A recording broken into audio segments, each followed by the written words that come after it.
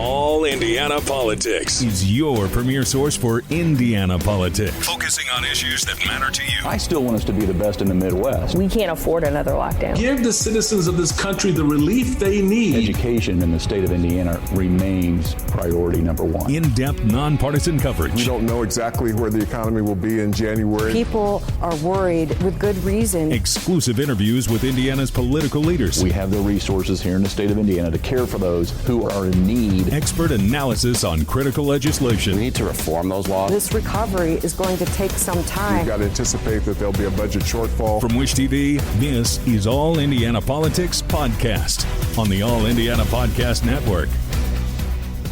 Good Sunday morning. Welcome to another edition of All Indiana Politics. I'm Phil Sanchez. Since the Hamas attack on Israel on October 7th, Indiana has nearly doubled its investment in Israeli bonds. The state treasurer is responsible for managing the state's investments. I sat down with Daniel Elliot to talk about his decision to buy those bonds. Daniel, Elliot, thank you so much for being here. Appreciate the opportunity to be here. Absolutely. Let's jump right in here. Okay. Recently, you purchased another $5 million in bonds from Israel, making our total investment $110 million. I say our, meaning our state. Yes. How are those bonds being used, and why so much? So there's two different things here. First off, for us as a state, we're always looking for good investments. I'm very limited on what I can invest in, and so when I'm looking at these opportunities to invest, I'm trying to get the best return. So when we looked at the opportunity to invest in Israel, it was going to be a really good investment. We're talking about a 5.5% interest rate. So that's 65 basis points above what we get in Treasury notes. Why that's important is because as the treasurer of the state of Indiana, I don't have the option of investing in Bitcoin, not that I wanted to anyway, but I don't have those options. I'm limited commercial paper, treasury notes. These things are very stable, but the return isn't always as good. So when I have an opportunity to increase our investment in something that does really well, like Israeli bonds, I want to take that opportunity. The other side of that is when we look at this, we're still looking at 0.8% of our overall investment, so we're still very, very diversified. But when I look at this, I say, how do I get the best return for our taxpayers? And the first step I have to look at are those returns. And right now, 5.5% interest rate is a very good return for the state of Indiana. 5.5%, that's pretty high. How is that money then used? Now, that money is used to invest in Israeli infrastructure and in the infrastructure of Israel. So it's not things that it's not going to be used, for instance, obviously people are going to, is this being used for the war, things like that. No, this is being utilized for roads, sewers, water, infrastructure for the communities in Israel. Just like when we do a bond here in Indiana, those things would be used for us as well. So it's really, when we look at these tools, we're helping an already strong, robust economy. We're taking advantage of that. One of the key things that I've always noted is Israel is a very strong economy, just like us here in the United States. And if we look at that, we want to be able to invest in that because we think this is going to be really good for us. Now, also, these investments are short term. You're talking 3 years. So we're looking at 3-year bonds. Okay. So obviously this became a political football. Absolutely. It's been lauded by the Jewish community and also really, protesters obviously on college campuses have taken shots at this as well. Your response to that? Well, and my response to that is, first off, my fiscal responsibility is to look at the best interest of the state of Indiana. So first off, I took care of that. But I will say, and I'm not ashamed to admit this, I'm going to be very bold about this. Israel is an ally. They have been an ally. When we had 9/11, they were there to support us. And I feel like we need to be doing the same thing for Israel. October 7th is a devastating moment in history. And it's important that we stand with our friends. Okay, fair enough. On the flip side, you've also divested from China. Yes. Tell us the reason behind that and how far along have we completely divested at this point? We are getting a lot closer. So as far as our divestments in China, this was mandated by the General Assembly for good reason. We're talking the very opposite of Israel now. We're talking about instead of an ally, a country that is allied with us, we have a country that in many ways is adversarial, both economically, both in terms of some of the things that are going on if you look at FBI Director Wray, some of the comments he's made about China as an entity and what they're doing in the cybersecurity front is really, really dangerous. So what we've looked at is our state said, look, we're gonna divest from this because this does not track well with Hoosier values. Now, in fairness, we didn't have a lot of investments, probably about $480 million if we look at our public retirement system, and we're already down to $40 million since last September. Pretty soon we're going to announce even less. So we're moving on track. The goal was 5 years, and we're going to hit that long before the 5-year mark. Okay, so you and I were talking before we started coming on camera here, and you said a lot of good things happening in the Treasurer's office. There are. It doesn't get a lot of media attention. No, so let's put a spotlight on some of those things right now. We have a few minutes left. You took office about 18 months ago, and what are some of those positives? So one of the first things we got to do right off the bat was go to the General Assembly and talk about something, a little known entity called the Indiana Bond Bank. Now, I jokingly like to tell people here in Indiana, we don't really come up with the crazy names for agencies. It is what it is. The Indiana Bond Bank is literally a bank that helps local communities, especially rural communities, get bonds so that they can build things like infrastructure, roads, sewer plants, water treatment facilities, things that are the bread and butter of these local communities. Originally, before I came on board, the maximum that we could bond for was 10 years. I took an idea to the General Assembly that I was hoping we could be able to bond for 20 and 25, which fits with most economic development projects within a community. Took that idea to the General Assembly.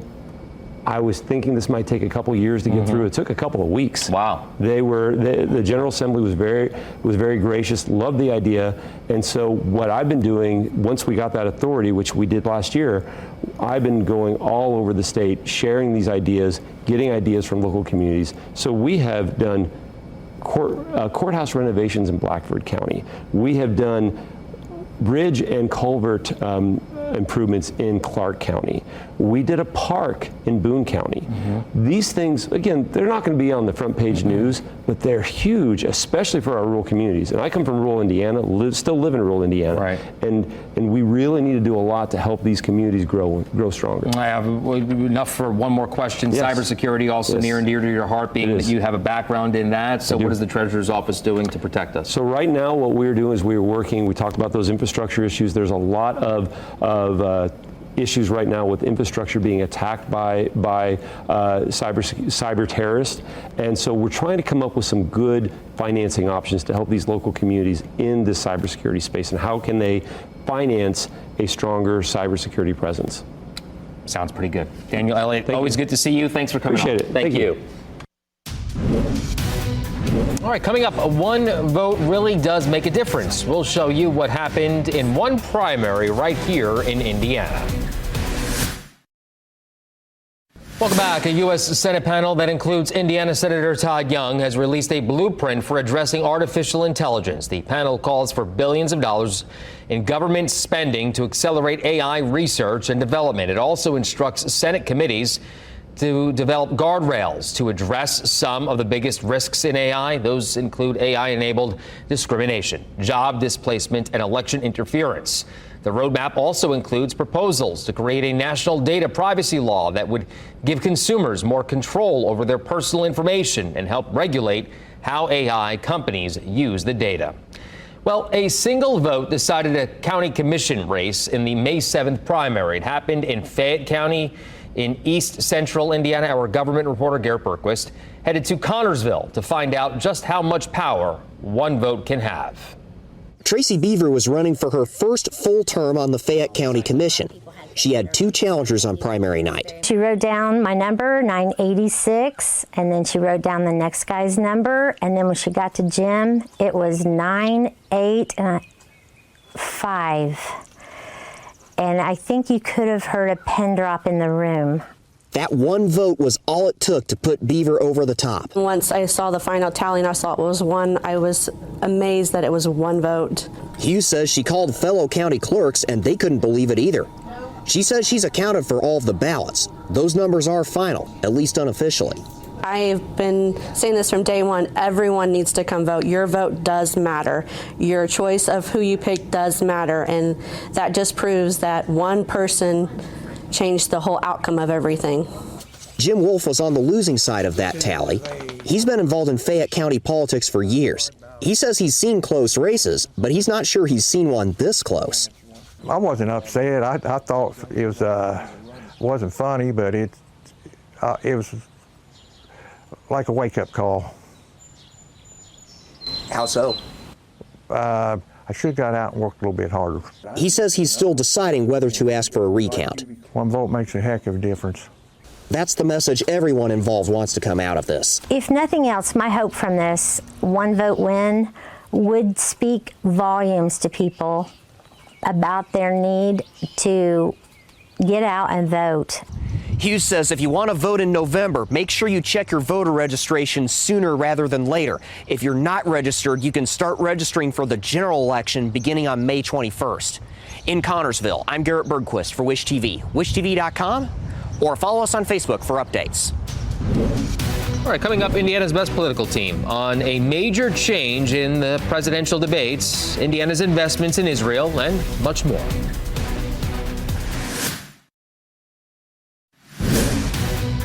Welcome back to All Indiana Politics as we welcome in two members of Indiana's best political team, Republican Allie Bartlett and Democrat Dana Black. Good to see you both. Let's begin with a massive break with tradition on presidential debates. President Joe Biden, former President Trump, as you very well know, will not take part in debates sponsored by the Commission on Presidential Debates. Instead, they've agreed to two debates hosted by individual news networks. Allie, we'll start with you. Does this signal a change in how campaigns approach debates?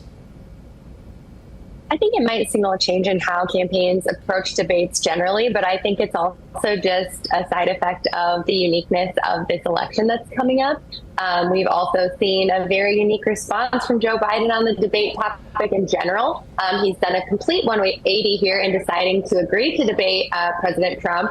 And so I think we'll see a lot of changes here than we've seen in years past. Dana, could this lead to a better or worse debate, or does it really change anything at all? Hopefully it will be better. I mean, the idea that you can actually turn off a mic when somebody just wants to interrupt you and talk over you and just scream, no, no, no. So I think this might actually means that we might actually hear Donald Trump's plan for the future. He might actually be able to tell us what he wants to do besides being a retribution campaign. I think it'll be better. And I think that the better candidate is going to show themselves because somebody has a vision for the future and somebody is just mad. Right. Hopefully we get some answers, right? So let's turn to the interview with the state treasurer that we had at the top of the show. He has essentially doubled Indiana's investment in Israeli bonds in the last few months. He says those bonds fund infrastructure projects in Israel, not military operations or weapons. Dana, is this an appropriate use of taxpayer money? So I want to make sure that I say this in a way that those who believe that a criticism of the Israeli government is anti-Semitism, and they are two totally separate things. I don't have a problem with supporting an ally and purchasing bonds of an ally. I think where the controversy comes in is when we see it's for roads and bridges, but will those roads and bridges be in the West Bank, where it seems like they continually build settlements in Palestinian areas? That seems to be problematic. I don't have a problem supporting, again, where we're supporting an ally, giving them the opportunity to improve their infrastructure. We have people doing the same thing here in the United States. But I think where the problem comes in is allowing them to continue to encroach into West Bank and taking lands away from the Palestinians. I just think that needs to be addressed. Fair enough. Allie, I'll let you respond as well.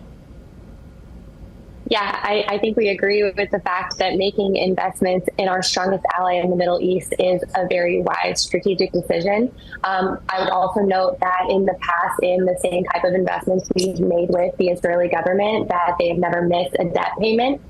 So this is a strategic, wise investment decision being made by Treasurer Elliot, and I think that's the simple basis for the decision. You know, we are supporting an ally, our strongest ally in the Middle East, one that we depend on and that depends on us, and it's also just a wise economic investment into somebody that's never missed a debt payment. Okay, we will leave that topic there. We have much more to get to. State lawmakers released their summer study committee topics on Tuesday. So they include school attendance, the ongoing tax review committee, and potential use of artificial intelligence by state agencies. There will be no study committee work this year on environmental issues like marijuana, among other topics. This is for both of you now. Which study committees are the ones to watch this summer, in your opinion? And what are the biggest omissions? Allie, you first. Yeah, so I think heading to a 2025 session, there's going to be a lot to watch. I think 2025 is going to be a huge year for the state of Indiana. The hot topics, obviously, like you mentioned, are the road funding task force. Road funding is going to be a huge hot topic in the state of Indiana in 2025. Also, the healthcare cost oversight committee. That's going to be another big one to watch. You mentioned the AI committee, and I know we're going to talk about that as it relates to the federal level as well. I think that'll be an interesting conversation as it relates to AI use with state agencies, and just to see where that goes. But really, I think it's going to be, like you mentioned, taxes, because that's going to be a huge topic in 2025, is some sort of tax cuts for Hoosiers, road funding, healthcare cost. Those are going to be the big three for me. And you'll notice that you mentioned omission of like environmental topics. Some of the topics under these committees include like the use of electric vehicles, stuff like that kind of contribute to some of those topics that may seem like oversight. But if you read through kind of some of the details, you'll see that in the nitty gritty, they do cover some of those topics in the details. Dana, same question. Wow, you know what? I guess me and Allie are on the same page today. More topics on school reforms and education and attendance is definitely a big thing, because last year when the general session was in session, they found a way to hold third graders back instead of figuring out how to make education better. And they continue to tweak a system before letting whatever new plans they put in place take effect. So I'm really, really curious to see how they handle attendance, and if they are going to actually take into account that child care costs in Indiana are in some cases higher than rent, and then how are parents managing child care costs and getting kids to school and seeing that transportation is being cut to getting kids to school. So I'm really curious to see, are they going to blame the parent? Are they going to blame the student, or are they going to actually try to fix transportation issues to get kids to school? An omission. I'm also curious about how they handle road funding as well, because Indianapolis, someone who lives in Indianapolis, we are getting short-ended, but you can always count on the General Assembly to, short-end Marion County when it comes to funding. And if you look at that formula, you can see the way the formula is set up. There's no way there's an advantage to Marion County folks. Omission is cannabis. The fact that we're still having this debate or whether or not we can talk about the legalization of cannabis when we are surrounded by states who are making significant tax revenues off of something that everyone is going to get. Every Hoosier who is interested in smoking cannabis, chewing cannabis, or whatever is less than 2 hours away from getting it. So why are we missing out on this revenue because of some 1920 prohibition mentality that we want to keep people from smoking something or taking something that they're going to do anyway? Plus, they just downgraded it. The federal government downgraded the type of drug that it is. Yeah. So we are missing out on revenue and an opportunity to improve a lot of Indiana's infrastructure because we are stuck in this prohibition mindset, and we know that prohibition never works. Well, that's a hot topic. So let's let Allie respond to that on the marijuana topic. Allie, I saw you shaking your head. Go ahead. No, honestly, I agree. Okay. I think we are missing out by not talking about it. I think we're missing out by not talking about that. I think we're missing out by not talking about ways to expand and grow and modernize other industries in our state, like the gaming industry. There's a lot on the table. And like I said, there's going to be a big session ahead for tax cuts, for investing in our roads and transportation, for talking about healthcare costs, and all these things cost money. So I'm going to agree with Dana here. We need to talk about ways to bring money into the state of Indiana. And I actually am kind of tired of the mindset that we just can't talk about these things. We should be talking about them. To Dana's point, they're going to do it anyway, right? Kind of the same mindset of gambling. So, and you're looking at other states that are making a ton of money off of it. Hey, and on top of that, on top of that, there are people who are making millions of dollars on the marijuana industry, and in Indiana, we're still locking people up for it. Right. And it's mostly brown and black people. So to me, there's a whole nother economic situation going on. We can go on. We can have an entire show about that. Hey, real quick, with 30 seconds left. This is our last show before the Indy 500. Do we have any picks? Who you got? Dana? I I'm be honest with you. I don't even know who the drivers are anymore. Yeah. Is AJ Foyt still in? Al Unser? Any of those I'm guys? kind of on the same page. Allie, go ahead. I think my family members would be upset if I didn't say Ryan Hunter-Reay, so Okay. I'll go with him. Okay. I'm kind of the mindset too, Dana. I have to get some knowledge of some of the more modern drivers. So I agree. I have to do a little homework. All right. Good to see you both. We'll talk soon. Thank you very much. Very good conversation. We'll see you soon. We'll be right back. Well, thank you for joining us for All Indiana Politics this week. Make sure to tune in next Sunday morning for our live team coverage of the 108th running of the Indianapolis 500. Our live coverage begins at 5 a.m. on race day, and we'll be back here on Sunday, June 2nd at 9:30. Have a great rest of your weekend. From Wish TV, this is All Indiana Politics Podcast on the All Indiana Podcast Network. Watch All Indiana Politics live Sunday mornings at 9:30 on Wish TV and at wishtv.com. Subscribe to this podcast and listen weekly here on the All Indiana Podcast Network. And be sure to discover even more great podcasts at allindianapodcastnetwork.com.